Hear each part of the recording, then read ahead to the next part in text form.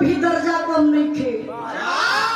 लायक बेटा बा तो कुल खानदान का नाम रोशन करे, और नालायक बेटा रही ये नहीं मती नो घोर के कुल पी जाई।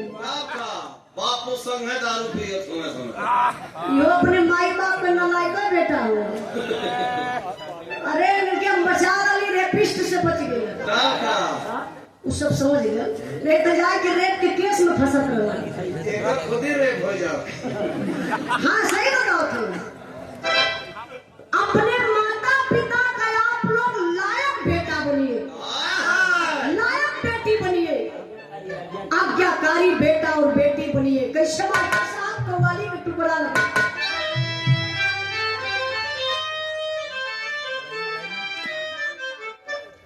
ऋषभ भारतीय गांव गुलालपुर, 200 रुपए का पुरस्कार। आप लोगों का आशीर्वाद लेकर पढ़ लिख के समाज में बाबू नाम रोशन करें।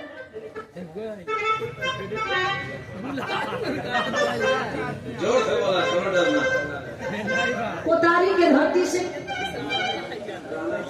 निसार चाचा के सुपुत्र आप हैं। 1 रुपए का पुरस्कार देकर सम्मान करें शेरू भैया की तरफ से। बहुत बहुत प्राप्त करी आई बिहार में कव्वाली रंगदारी से बजा के आओ वाली।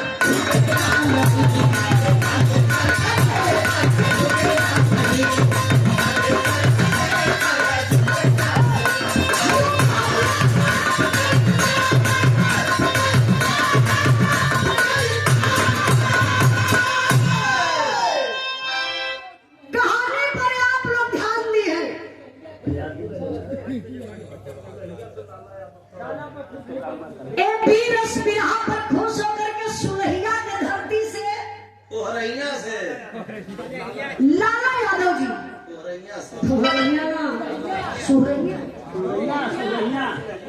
सुरैया के धरती से बहुत बहुत धन्यवाद। 500 रुपए का पुरस्कार और फिर उसके भाव पर खुश होकर के 100 रुपए का पुरस्कार डॉक्टर राजा राम यादव बेनीपुर के धरती से बहुत बहुत प्राण धन्यवाद। कहना और कहानी का शुरुआत का मास्टर साहब।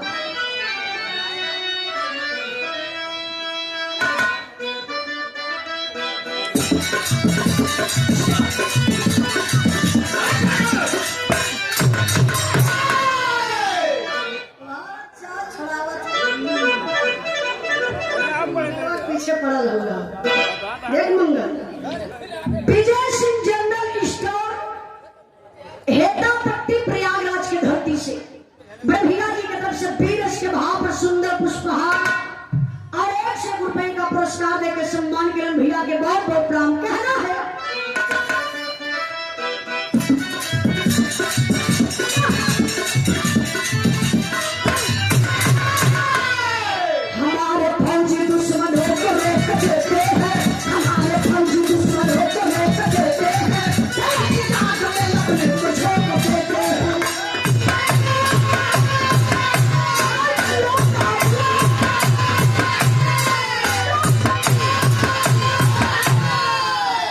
काट के छुट्टी अपनी संजय में पलाम चला, काट के छुट्टी अपनी संजय में पलाम चला, बाकी के तो कसके घर से लौटा चला।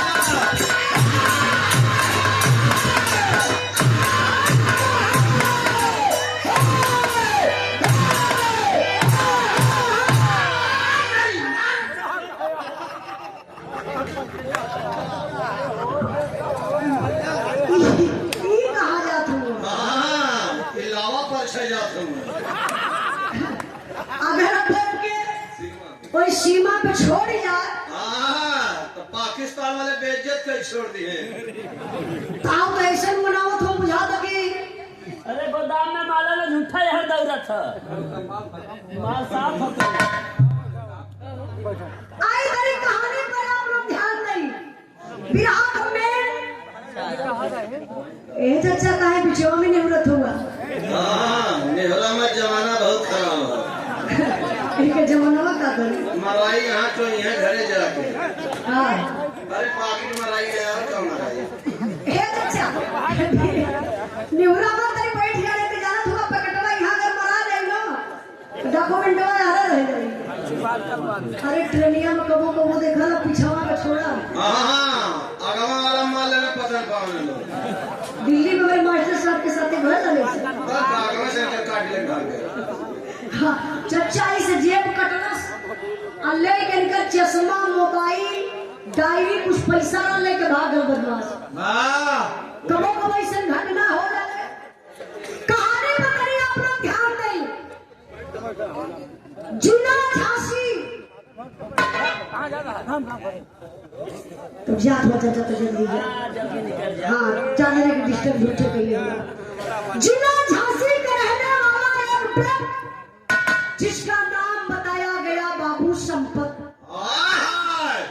संपत के पत्नी का नाम रहा आरती,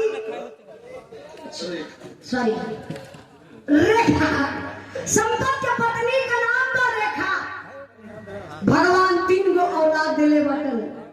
अब है मृत्युंजय संजय। 3 लड़का में बड़ा होनहार लड़का संजय बाबू फौजी जवान हो, जेकर बियाह एक आरती नाम के लड़की से भइल बा। समय बीतल बा, फौजी जवान के दुल्हन के गर्भ बा। 9वां महीना लगल बा ये भैया। 9वां महीना में फौजी जवान छुट्टी लेके घरे आयल हो। तब तक सीमा से खबर आ गई संजय कुछ फौजियों की जरूरत है, सीमा पर चले आइए, आपकी छुट्टी निरस्त की जा रही है। यही होती है एक फौजी जवान की जिंदगी मेरे बाबू। फौजी जवान अपने दिल में सारी खुशी को छिपाता है और करता है क्या, एक लाइन तर्ज है।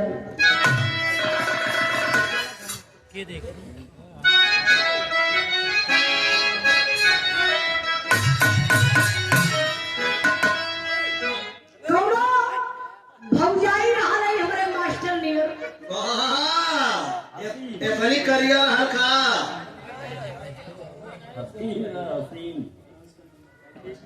राजकमल यादव जी छिलहिया की धरती से।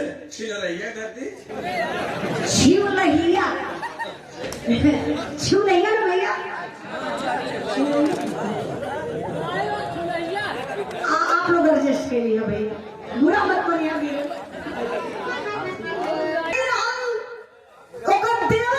क्रिकेट के खिलाड़ी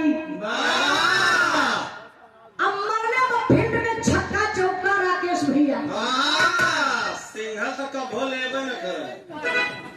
अब बैठवा के हले आया घरवा देखा था तो भौजैया पूरा खोल के सुतल है।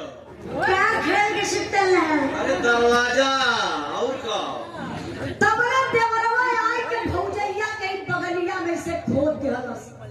अगर ऐसे खोदलस तो भौजैया उठ के बैठ गई, लगल देवरवा के डांटे तो देवरवा बका धरस।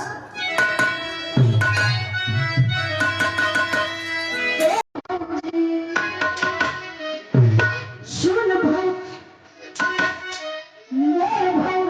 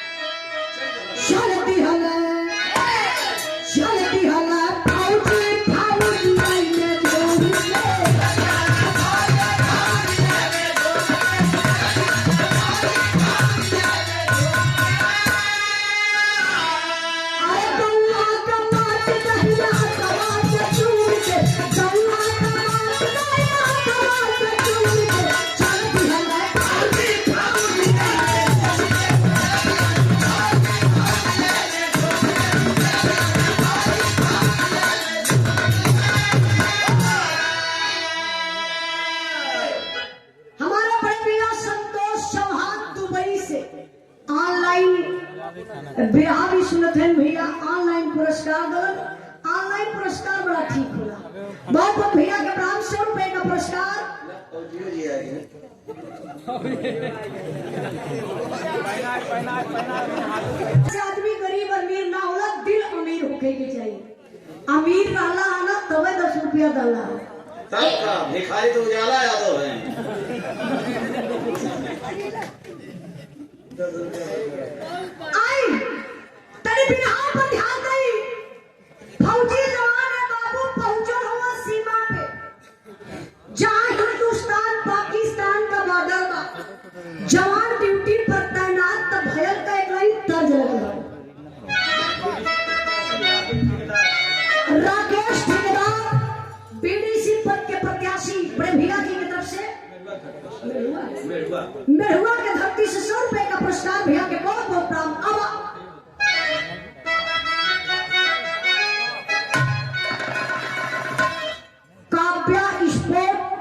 शॉप सहसों के धरती से ऑनलाइन पुरस्कार भैया की तरफ से 100 रुपए का पुरस्कार भैया के बहुत बहुत प्रणाम आशीर्वाद बनल रहे अब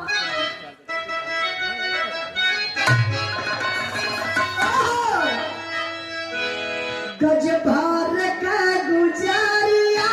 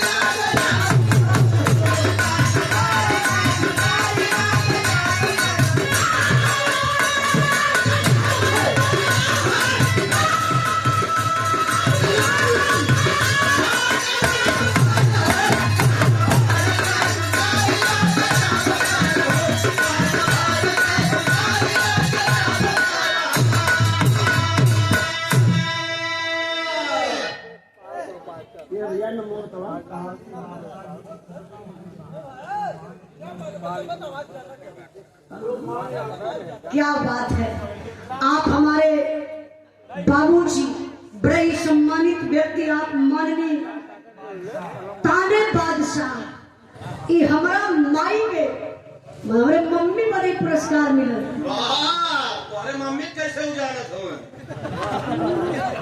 काला धन्यवाद और मतारी के देशवानी जोन तो के पैदा करिए बा हमार गायकी देख के बीरस का बिरहा देख के कहा तो लेडीसन में तनी हिम्मत का होले जो बीरस का बिरहा दबा कैसे गाए दे एक बार जोरदार ताली बजा के आप लोग स्वागत सम्मान करिए बाबूजी का 1000 रुपए का पुरस्कार देकर के सम्मान किए बाबूजी के चरणों में बहुत बहुत प्रणाम आशीर्वाद बचा रही है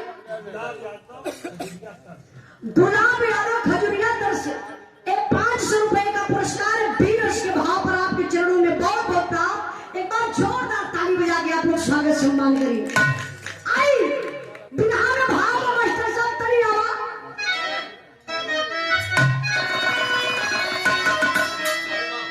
तुम्हारे पाप का बपौती का समय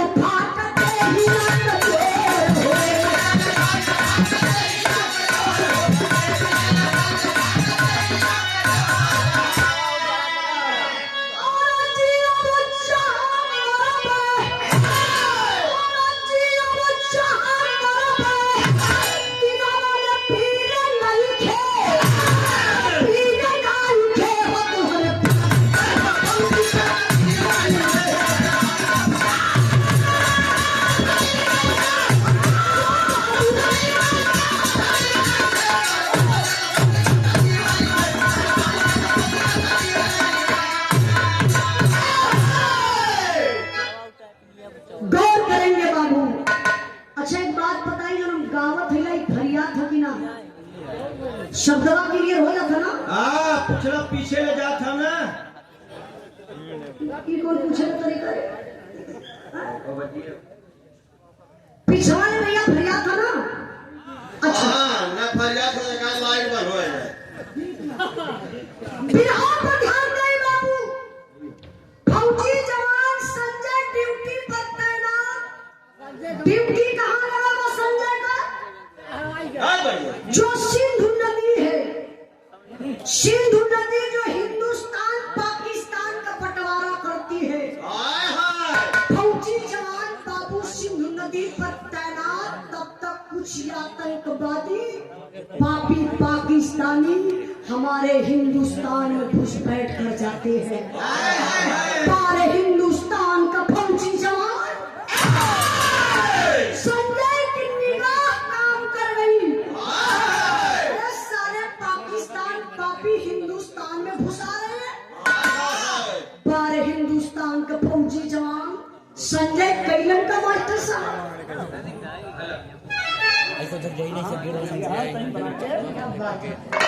संजय भारतीय एक वीर सिंहा पर सम्मान के सुंदर पुष्पहार और 200 रुपए का पुरस्कार देकर के जब बैठ जा भैया। संजय भैया की बहन निर्मला दीदी की तरफ से सुंदर पुष्पहार और 51 रुपए का पुरस्कार। हमारे संजय भैया को बिरगापुर के धरती से उर्मिला देवी दीदी की तरफ से 51 रुपए का पुरस्कार, सुंदर पुष्पहार। राजन पासी कोतारी के धरती से सुंदर पुष्पहार और 100 रुपए का पुरस्कार। भैया के बहुत बहुत प्रणाम। जीतलाल कोतारी के धरती से 100 रुपए का पुरस्कार। भैया के बहुत बहुत प्रणाम। आशीर्वाद बनल रहे, बहुत बहुत प्रणाम। वही के देखा था 21 रुपए का पुरस्कार। अभी हम कहा सुना तो कदम मेहरारू बुलावत है घरे, अमन साधु ना जात है। फेल हम फेल। अब मास्टर साहब बीरस के बिहार में उल्टा सीधा पूछना चाहिए। भोवर सिंह पटेल गुलालपुर के धरती से 100 रुपए का पुरस्कार देकर सम्मान किया। आपके चरणों में बहुत बहुत प्रार्थना करी। बिहार पर ध्यान दई। संजय का निगाह काम कैले बा। 7 आतंकवादी हमारे हिंदुस्तान में घुसल चाहत हो तो संजय कैलन का मास्टर साहब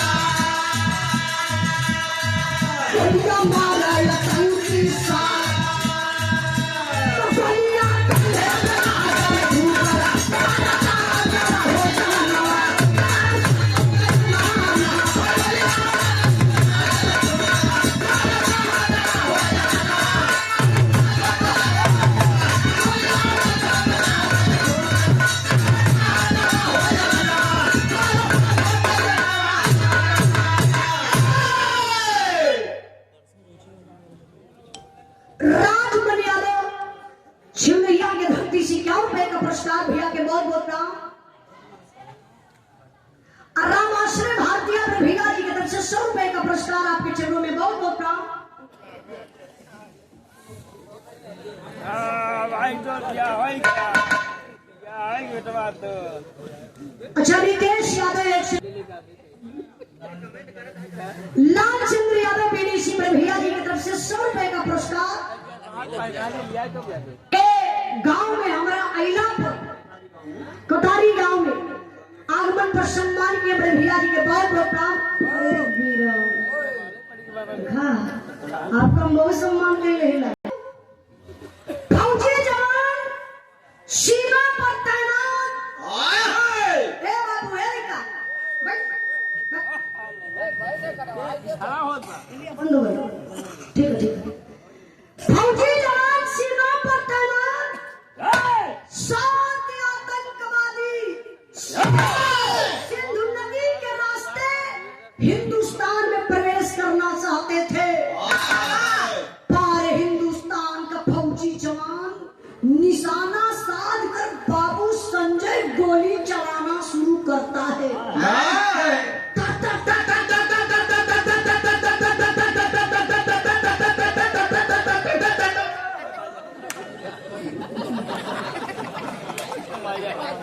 हम तो कहीं इनके करंट पकड़ लगा। ये आतंकवादियों के सार आया लगा तड़ता गोली चलावे। 5 आतंकवादियों को मौत के घाट उतार दिया संजय। लेकिन मेरे बाबू अभी 2 आतंकवादी बचे हुए हैं। कहां से कैसे दुश्मनों की सनसनाती हुई गोली आई और संजय के कंधे में गोली लग जाती है। वे झुक जाते हैं, फिर भी उनका जुर्म निरंतर जारी है। उनके 10-10 फौजियों पर हमारे हिंद का एक फौजी भारी है। हिंद का फौजी संजय का अता पता कुछ न पाए हैं। सिंधु नदी में कई जगह जाल डाल छनवाए हैं। शहीद घोषित हुआ जवान बिन डेड बॉडी का दाह हुआ। 10 लाख रुपया मिला आरती का जीवन तबाह हुआ। चौथ मौत में बदल गई। अब सपने सारे सपने हैं। आरती के ससुर संपत बोले जो सबसे ज्यादा अपने हैं। बिरहा के सुने वाला भैया बाबू हमार बिरहा करोड़स में आ गई। ध्यान दे संजय के कंधा में गोली लगल बा। जवान है, अपने आप को बहुत संभाला बाबू, लेकिन शरीर का बैलेंस झुक गया। संजय वही नदिया में गिरलन, डूब गई। कई दिन लगातार जगह जगह जाल डाल करके संजय को लोग नदी में खोजते हैं, लेकिन संजय नहीं मिलता है। तब हार मान करके सरकार संजय को शहीद घोषित कर देती है। संजय शहीद हो गया। अच्छा शहीद भयल बा, लाश मिलल ना। सिर्फ संजय के घरे एक संदेशा गया कि आपका बेटा शहीद हो गया। परिवार के ऊपर का बीती है बाबू। कहा जाला कि मुगल भुलाए जाला, लेकिन हेरायल कबो ना भुलाला। धीरे धीरे समय बीतल। समाज के रीत रिवाज के हिसाब से संजय के परिवार के लोग अंतिम संस्कार करके 13 बिता दिया। जब 13 बीत गए तब संजय के नाम से शहीदी रास आप लोग जानते होंगे। शहीदी रास 10 लाख रुपया। हाँ भैया दीदी बोलने तो अच्छा देखिए दीपक सिंह कौन हमार बड़ी बहन है। इनके बड़ी बहन मान के हम इनके पुरस्कार देत बनी। और डेली एक बिरहा हमारे YouTube चैनल पर सुनत रहलन। बहुत बहुत दीपक भैया के धन्यवाद प्रणाम। आप लोग तमाम का सब कुछ बनी। कशरुआ के धरती से वीर रस के भाव पर 200 रुपए का पुरस्कार दीपक भैया के बहुत बहुत प्रणाम। भावी प्रधान पद के प्रत्याशी जय सिंह यादव बड़े भैया कोतारी के धरती से 100 रुपए का पुरस्कार बहुत बहुत प्रणाम। ननको राम भारतीय कोतारी के धरती से व्यापारी महोदय जी की तरफ से 100 रुपए का पुरस्कार। बाबू तनी बिरहा पर आप लोगों का विशेष ध्यान रहे। कहानी समझ में आ जाए, हमारे बिरहा गायब तर जाए। और कहानी अगर उलझा जाए तो बिरहा बोले का मतलब कुछ ना बा। ध्यान दई, अब 10 लाख रुपया शहीदी रास संजय के परिवार में मिलता है। किसके नाम? जो संजय की बीबी है आरती, जो विधवा है, हक भी बनता है उस बीबी का। बीबी के नाम जब 10 लाख रुपए का शहीदी रास और चेक मिला, ये बाबू की है तो परिवार में जहर का बीज बन के बोआए गए। पूरे परिवारवा का बिछड़वा बदल गए।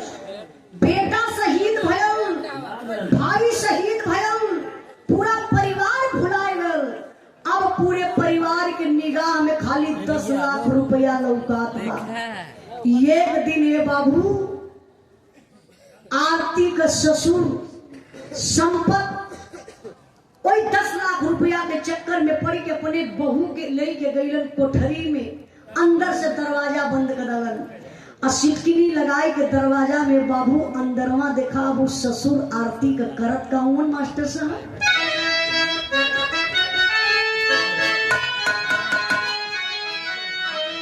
कि कोई कहतरी सासु दरिया जमावली अमृत डालनी जोरनवा राधा हो काधमा नमो है। ई तर्जमा, लेकिन बिरहा में आप लोग ध्यान दी है भाव बका कि देहलस रुपैया देहलस फौजिया जे मौतिया की मातिया। एक स्केल बढ़ जाएगा तो आसान है।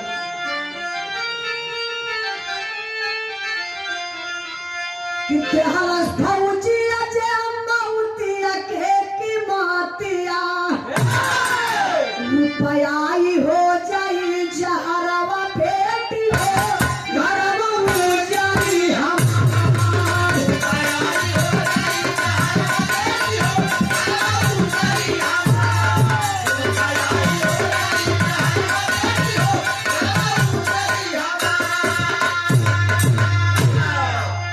रुपया जमा तुका हमारा ही नाम से खर्चा करा खाली तोहरा ही नाम से।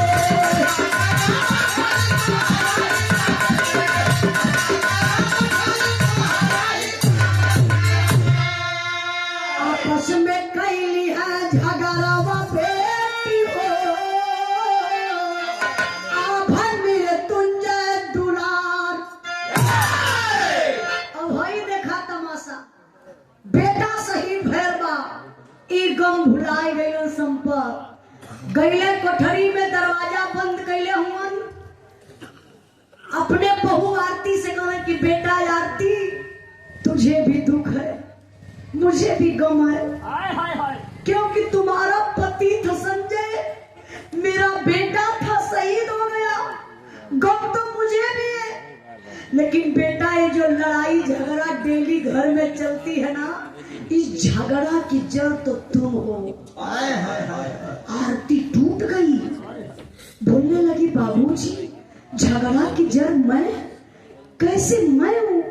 मैं एक विधवा लाचार, मैं झगड़ा की जड़ कैसे बन सकती हूँ? बुढ़वा कलश बेटा जो 10 लाख शहीदी रात को तुम्हारे नाम से जो मिला है पैसा, उसी पैसा के चलते अभय मृत्युंजय दोनों आपस में लड़ते झगड़ते रहते हैं। अरे बाप रे बप्पा, ये बतिया ना तीर नियन गीत आरती के लगन हथवा जोड़ के अपने ससुर के पैरवा पर गिरत यही जैसे कटल पेड़, अरराय के अपने ससुर के पैर पे गिर के बाबू आरती वो बात कहली। ए बात के आप लोग दिल से सुनल जाई, कलेजा कांप उठी। का कहली?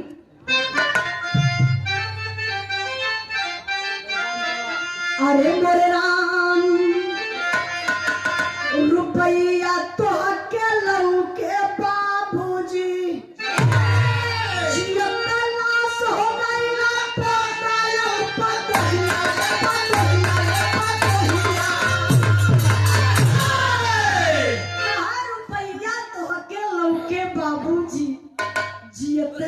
हो गई ना बेटा और पतोहिया।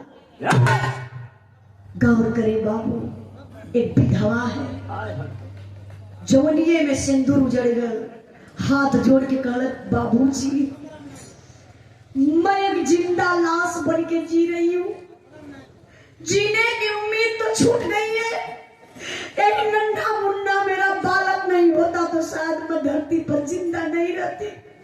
एक विधवा का मतलब बाबूजी आप समझते हैं क्या होता है? आपको 10 लाख रुपया दिखाई दे रहा है, पैसा मैं क्या करूंगी लेकर के? उस पैसे से मेरे पति क्या वापस आ सकते हैं?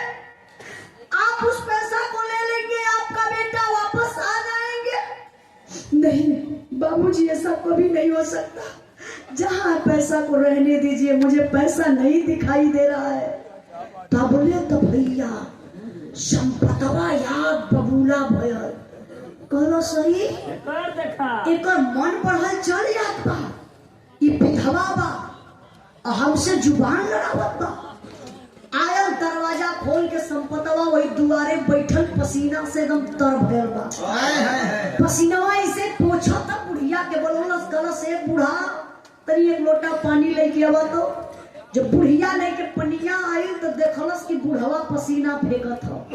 बुढ़िया पसीनवा पोछत सीनवा टोवत है, कहत है बुढ़ऊ ठीक ठाक होगा ना तोर तबियत तो ना गड़बड़ बा? बुढ़वा कह नहीं रे, तबियत तो हमार ठीक बा, करे हमार दिमाग की हैंग करिए बा। बुढ़िया कलस के हो बुढ़ऊ के हमरे जियते तोहार दिमाग हैंग कर धरस। तो बुढ़वा कलस ये आरतिया करे 10 लाख रुपया का पा गई। वो जमीनी पर अगर पैरवे ना जलत बा, वो तो आसमाने उड़े लगल। अब बुढ़िया पाई गई जगह। आप लोग भी बाबू परिवार वाला बनी। कुछ गांव में घर में ऐसा सास होनी पतो अगर हेतनी बड़ी शिकायत पाए जाना जय सिंह भैया, तो हेतना बड़ी शिकायत बना देली कि हमार पतो रोज लतियावल या घर में। अरे वो तो बेचारी के बेटिए न हो, आपकी बेटी किसी और की बहू बनी और किसी और की बेटी आपके घर बहू बनी है। सम्मान करिए। आप बहू का सम्मान करेंगे तो समझ जाइए आपके बेटी का भी सम्मान ससुराल में होगा। जब अपने बहू का सम्मान आप नहीं कर सकते तो आपके बेटी का भी हक नहीं बनता सम्मान लेने का ससुराल में। अब बुढ़िया करस बुढ़वा से बुढ़ऊ हम बुझत बनी उड़ान का बा, साढ़ हो गई साढ़। जानत होगा वो 10 लाख रुपया पाई गई लियो। अब वो लगत बा हमारी के पहचानत ना बा, खाली रुपया चिन्हत बा। ऐसे कहते बुढ़िया बनावटी लगल चिल्लाई के रोवा करबाऊ अल्लाह लाऊ के खइले हो रबाऊ तो हम के जल्दी खाई हो रबाऊ। बुढ़वा करे बुढ़िया सुन बुढ़ौती आगे से तक खाई बोले ही का खाई रे। तेरा किसी का मुंह मत बना, आरतिया खाई रे। पूरा परिवार मिल के आरतिया के खाया जाई, कोई पता न पाई। प्लान बना दहलस बुढ़वा हो बाबू। आज के दिन से घर में आरतिया का खाना पानी बंद। एक फौजी जवान की बीबी है, दुख उठा लेती है लेकिन अपने पैर को चौखट से बाहर नहीं करती है। लेकिन दुनिया के मालिक का देखा, कबो कबो मालिक भी ना जेकर परीक्षा लेना ना तो बड़ी कड़ी परीक्षा ले ले।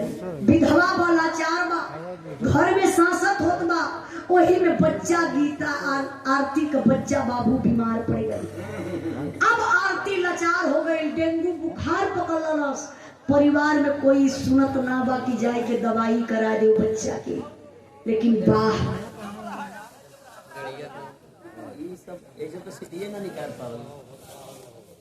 वो कब्बा से सन करो यूं बोलत रहना वहां सुहा गई कितना जानकार हुआ। हां लगा तो कुल पागल है हरे भागिया। ध्यान दें आप लोग, बहुत बहुत धन्यवाद आप लोगों के। आप ए भैया रात बतियाओ तो 10 जने डिस्टर्ब हो जाते हो। खाली 5 मिनट ऐसा शांति बनौले रहा लोगन के सुने दे बढ़िया से। भैया हेलो आप बस्ती एक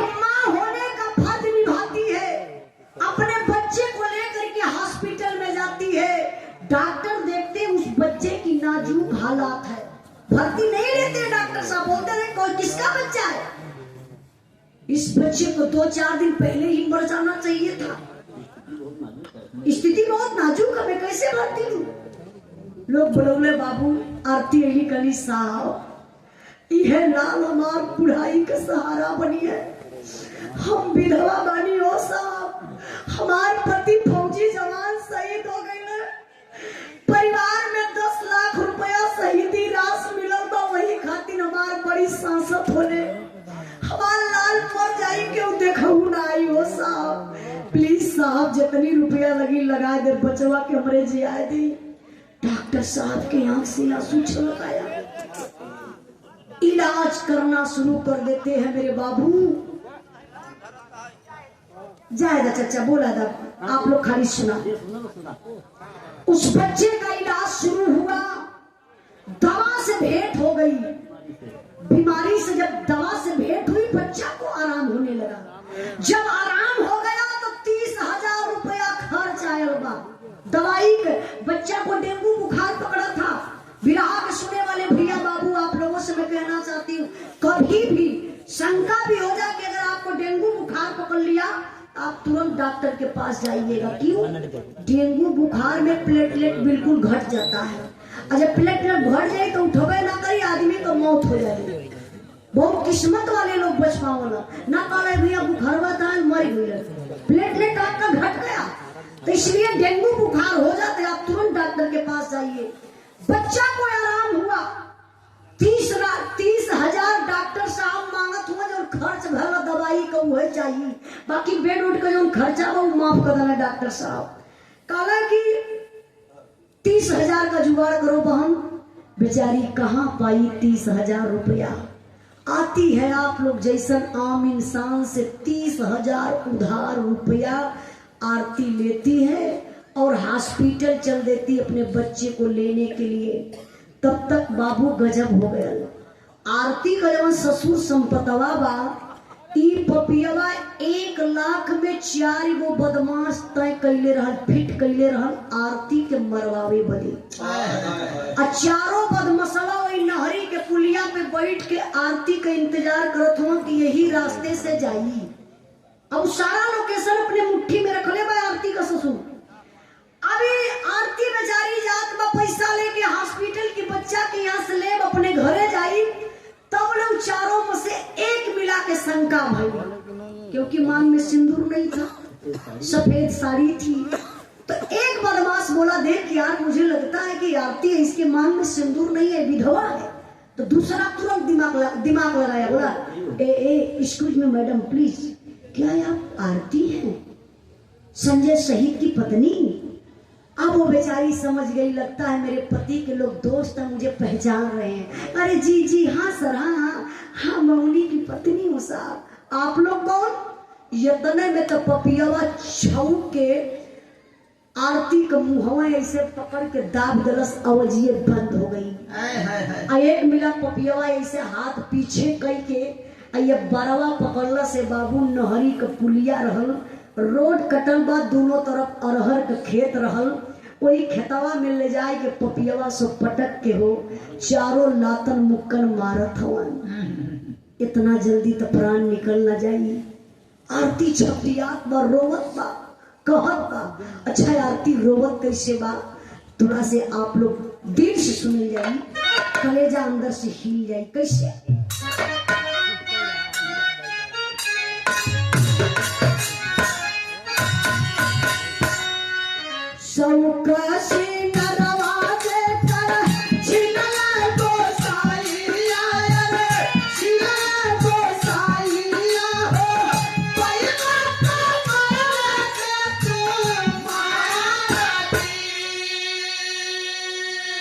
डेंगू घायल पाप रे,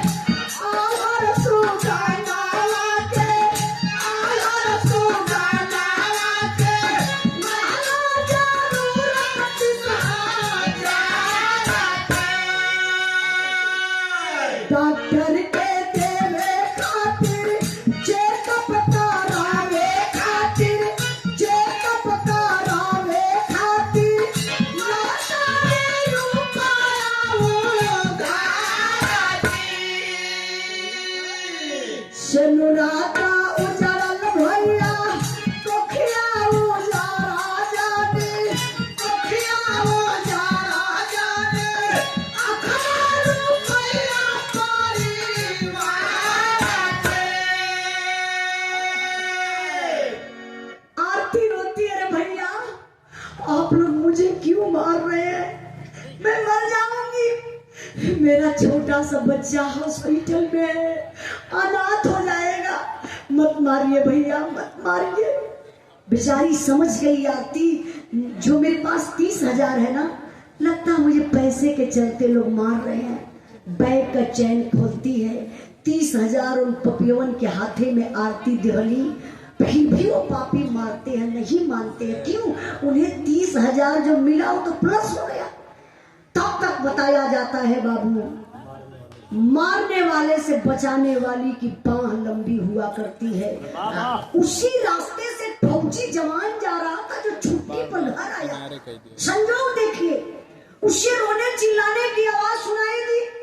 फौजी जवान इधर उधर देखा, अरहर के खेत में निहुर के देखलस, एक औरत पर 4 पपियवा जुटल हुआ, कंधे पर बैग था। फौजी जवान निकाल कर फेंक दिया। दौड़ कर पहुंचा, जब आरती के पास फौजी जवान पहुंचत बा, तब नहीं चारों बदमशवा 4 दिशा में भागत हो। आई फौजी जवान देर ना करिलन, दौड़ के जा करके एक को पकड़ लिया। अब पकड़ के उठा के लेके आए, वही आरती के सामने खड़ा कैलस। कलस, अरे साला, एक महिला की तू लोग मदद नहीं कर सकता तो मारने का अधिकार कौन दिया है? क्यों मार रहे हो? जल्दी बता दे, खड़े खड़े और मारूंगा, जमीन में फिर दफना दूंगा। नया नया बदमाश हाथ जोड़ लगा, हे भैया मारा मत, साफ है साफ बताइए। ई आरती इनकर पति संजय शहीद। और ये जब संजय शहीद फौजी जवान सुनलस, सोचा लगा, अरे वही संजय क्या जो मेरे साथ ड्यूटी कर रहा था, जो नदी में डूब गया था, उसी की पत्नी। बस अपने दिल में छुपा लिया, कुछ बोला नहीं। वो चारों बदमाशों के बुलाए के अब फौजी जवान जेकर नाम रहा देवेंद्र, कहे कि एक काम करिए, मैं भी मारने का ही काम करता हूँ। इस औरत को तो मैं मारूंगा, मार कर ऐसी जगह फेंकूंगा कि कोई पेपर पत्रिका नहीं बोलेगा। अब तुम चारों जा करके संपत्ति से 1 लाख रुपया ले लेना। अब भैया इधर लेके संजय देवेंद्र आरती के लेके वहां से निकल गए। आरती के और आरती के बच्चा के हॉस्पिटल से लेके निकल गए। धीरे धीरे 3-4 दिन बीतल। अभी चारों बदमशवा रोज न्यूज देखत हो, पेपर पढ़त हो, कुछ कहीं ना पता चलल। तो चारों पहुंचना संपत के दुआरे। जाय कोई लमोए से कहा, तो एक कक्का कहना कि अमान आरतिया का गला दबाई के मार के फेंक डाली। तो बुढ़वा संपतवा का कहा था, इशारा कैलस कि पीछे से आवा। पीछे से चारों बदमाश घर में गई। जब संपतवा बुढ़िया से जाके करे, बूढ़ा कि अरतिया मर गई। बुढ़िया कहला, का गुंगा कैले हुआ? कहा अरतिया खत्म। बुढ़िया कहला, जय हो भगवान, दिन त लौटल रानी, कैसो खत्म भइली। कहे कि 1 लाख रुपया लियाई के जल्दी से दाई लोन के भगावा, नहीं तो भेदवा खुल जाई। बुढ़िया गई, बाबू बक्सा खोलस, 1 लाख रुपया लियाई के चरहू बदमाशन के देहलस।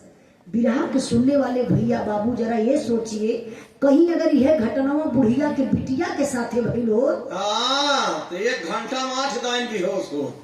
आज ले वो हॉस्पिटल में रहा। सही बताओ थी, बिटिया अपन सबके प्यारी बा। अब 1 लाख रुपया लेके बदमाश सब 9-11 हो गए। बुढ़िया बुढ़वा अपने घरे, बदमाश अपने घरे। अब आरती के लेके देवेंद्र फौजी अपने घरे। लेकिन बिरहा पर तनी से आप लोग ध्यान दे, दिमकवा लेके चला वहां जहां फौजी जवान के गोलियां लगल बा, जहां नदिया में डूबल हुआ, वहां का हो तो मास्टर से अल्लाह कराई।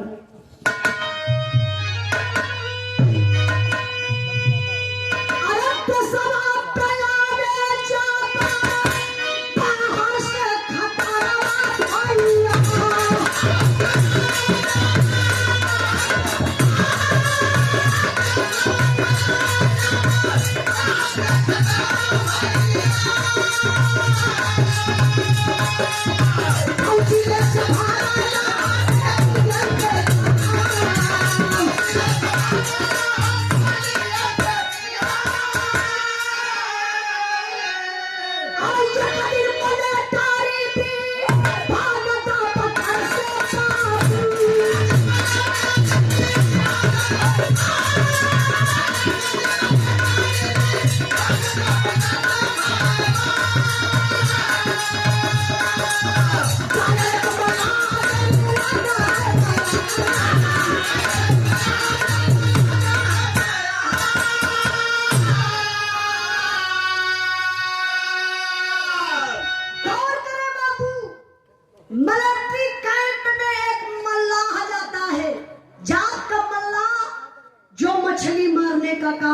था।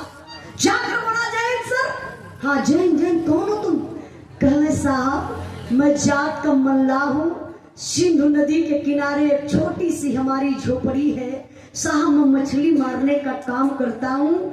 कुछ दिन पहले की बात है साहब, मैं नदी में मछली मार रहा था, एक हिंदुस्तानी जवान की वर्दी मैंने देखा, तो मुझे समझ में आया कि कोई हिंदुस्तान का जवान शहीद हो गया। लाश बहते हुई आ रही थी साहब, मैंने उसे नाव पर रखा, बाहर लेकर आया, देखा साहब ना तो कंधे में एक गोली लगी थी और हल्की हल्की सांसें चल रही थी साहब। मैंने देरी नहीं किया, ले जा करके हॉस्पिटल में भर्ती कर दिया साहब। उस जवान को आराम हो गया है साहब, अपने परिवार से मिलना चाहता है। मेरे पास इतना पैसा नहीं है कि मैं उसके परिवार से मिलवा सकूं साहब, प्लीज आप चलिए जरा से मदद करिए। जब फौजी जवान जाकर के हॉस्पिटल में देखते हैं तो अवाक हो जाते हैं, अरे भाई संजय तू तो शहीद हो गया था, तो जीवित कैसे मिला? संजय के आंख से आंसू चलत बा। ए बाबू तबले मीडिया वाले पहुंचलन, टीवी पर दिखावे लगल जो संजय शहीद हुआ था वो जिंदा मिला, हॉस्पिटल में मिला, सैनिक सम्मान के साथ संजय के परिवार से मिलवाया जाएगा। कागज पत्र तैयार होता बाबू, कल हुआ, टीवी पूरा हिंदुस्तान देखत रहो, अब है टीविया संपतवा सरवा देखत रहा। अरे जब संपतवा देखलस तो बुढ़िया के ललकारत है, बूढ़ा आवाज, यहाँ आवाज चश्मा नहीं की आवाज। बुढ़िया आई चश्मा लगाए के देखलस, कल टीविया पर देखा, बुढ़िया कस कहो बुढ़ाई तो हमारे संजैया मतिन कौन लौकत बा। बुढ़ावा का चिन्हत ना हो संजैया, संजैया तले वो केहू का कुछ बिगड़ले ना रली, देखा कुल घर में खुशियां आवत बा। देखा बुढ़ावा का कहा था पहली खुशी की अरतिया मर गई, दूसरी खुशी 10 लाख शहीदी रास जोड़ रालू हमारे नाइट ट्रांसफर हो गई हुई, अब तीसरी की खुशी देख बेटावा जिंदा मिलल कल आई, चौथी खुशी यदा पारी बियाह करब संजैया का ना वो तो हेले की टोला परोसा देखी। अब वही ने पपियवा के धने का कमी बा, लगा था कि मर जाई तो लेके टिठिया पे लाश ना, एकरे टिठिया पे रुपये जाई। अब सोचे कल हुआ बाबू सैनिक सम्मान के साथ संजय घरे ऐसे मंच लगल बा, संजय बैठा हुआ तबले मीडिया वाले पहुंच गए, आप लोग जैसे पूरी जनता जुट गई, ये लिए करे भैया आज तक तैसन भइबे न कल के जे शहीद भलालू जिंदा मिलल, एक बार संजय के देखल जाई। मीडिया वाले सवाल पे सवाल करते हैं, संजय अपने अंदर की फीलिंग बताइए, आप शहीद हो गए थे, आपको आपकी माता मिली, पिता मिले, गांव पूरा समाज मिला, नई जिंदगी मिली, आपको क्या कैसा महसूस हो रहा है? तो संजय का बतावे, खाली संजय हवा ऐसे ताका है। अच्छा संजय का नजर का खोजत है पता, माई लौकात बा, बाप लौकात हो, भाई हो, भयो बा, भाई चाचा दादा गांव पूरा का लोग लौकात बा, लेकिन हमार बचावा हमार आरती ना लौकात बा। ऐसे फौजी जवान देखत बा, तब ने भैया बुढ़िया समझ गई काला कि माई का निगाह बेटवा और बेटी के प्रति बड़ा तेज होला। बुढ़िया समझ गई कि हमारे बेटा का नजर इतना अरतिया के खोजत बा। बुढ़िया जाए के अपने बेटुआ को लगल यह बरवा रवा सुहुरावे, इमोशनल अत्याचार करत बा पपिनिया का ना, ये लाल हमें भी पीड़ा और बही रहू। भैया भैया टोपिया भैया 2 मिनट संतरा बीरन का ललऊ हम बुझत बानी अखिया तो के खोजत बा, जेके तोहार अखिया खोजत बना ओकर अखिया तो के ना खोजबो। हीरा व तोरे शहीद भइले के बाद 10 लाख रुपया मिलल, और है रुपया ले हनस तेरे हिये के बाद वो कहाँ कौने मर्दे के साथे चल गई, आज तक अरतिया का पता ना चलल। अब संजय के का पता कि हमार माई मनसा करो राधा करत है, तबले तबाबू गजब हो गया।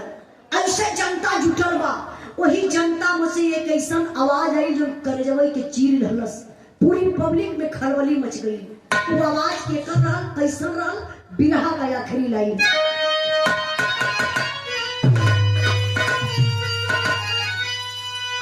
सैया सारा कट गई समैया कलही हमारा माई का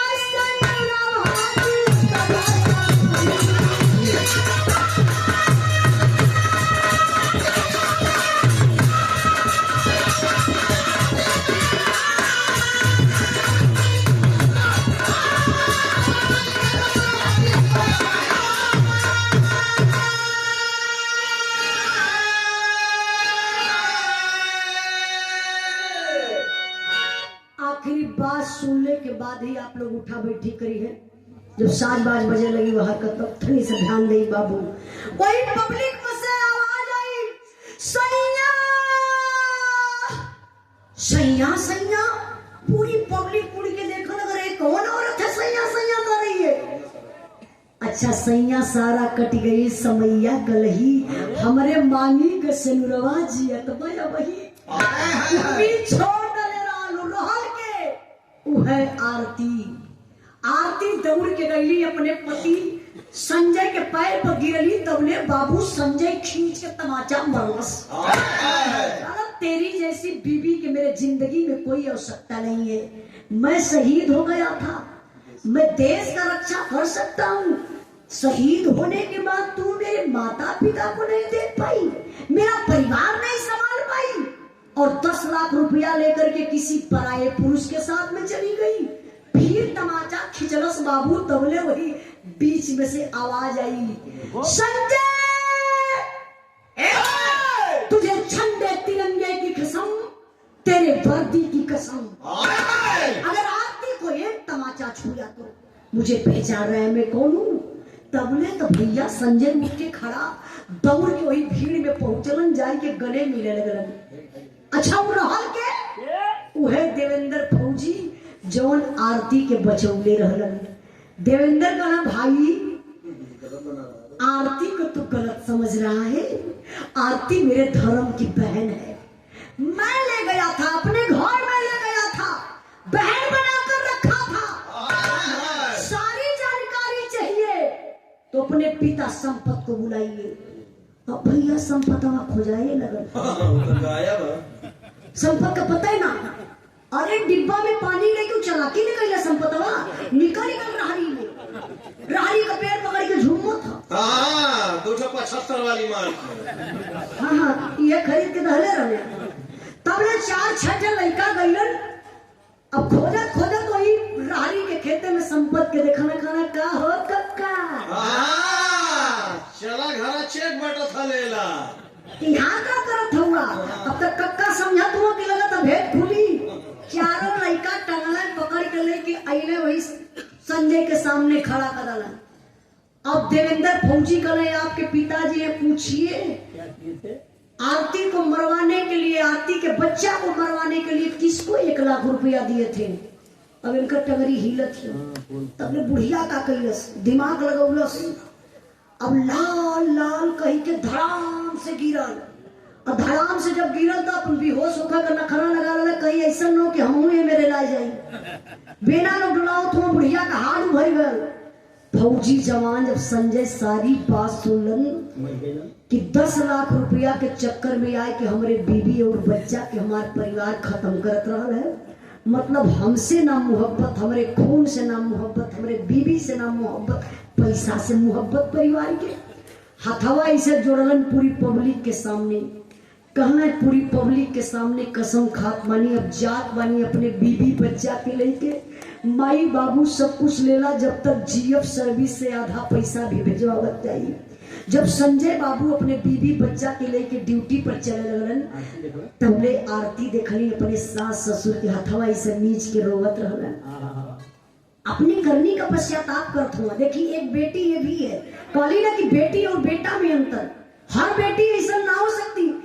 आरती मुड़ के देखली अपने सास ससुर के हथवा जोड़ के अपने पति के सामने खड़ी हो गई। काली पति देव माई बाप जब बेटी बेटा पैदा करा तो बहुत बड़ा अरमान लेके हौ तोहार मतारी बाप हुआ, हमार सास ससुर हुआ, वो तोहके लोग पैदा कैले हुआ, हम कैसे केहू और का जन्म लहिला। ममता जितनी वो माता पिता के तोहार बा उतनी हमार ना वही कहे सब केहू और का बिटिया आइला और का पतो हिला।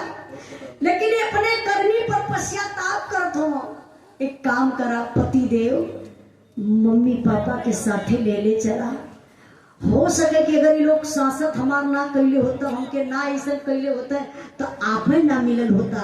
पता नहीं के करे करने कर्तव्य से आप हमें जिंदा मिल गईला। ऐसे बड़ा जिंदगी में हमें कुछ होना चाहिए। हमारे मान का सिंदूर हमें मिल गए। मम्मी पापा के लेके चला। आरती के कहने पर बाबू फौजी जवान संजय अपने बीवी बच्चा के साथ अपने माता पिता को लेकर के ड्यूटी पर चला गया। आज भी संजय ड्यूटी पर तैनात है। संपतवा मर गया, परसों करते रही भी हो। तो कार मटत हो तो बिरहा गया आखिरी भाव। हमारे बिरहा बोले का मतलब है रे बाबू, बेटी बेटा में अंतर है, आप लोग कभी मत समझी। दूसरे के बेटी के अपन बेटी समझी। बेटा के भी उतने हिम्मत देत रही। अब दुनिया में रुपया पैसा बहुत कुछ बा, लेकिन सब कुछ नहीं बा। बिरहा का आखिरी लाइन, आखिरी पॉइंट बा। कुछ गावे बजावे में गलती हुई हुई तो आप लोग क्षमा करी है।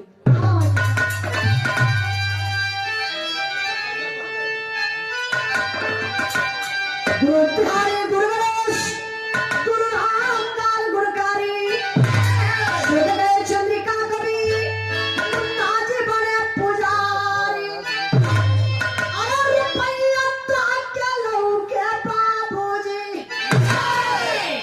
उजाला प्यारे लाल बाबा।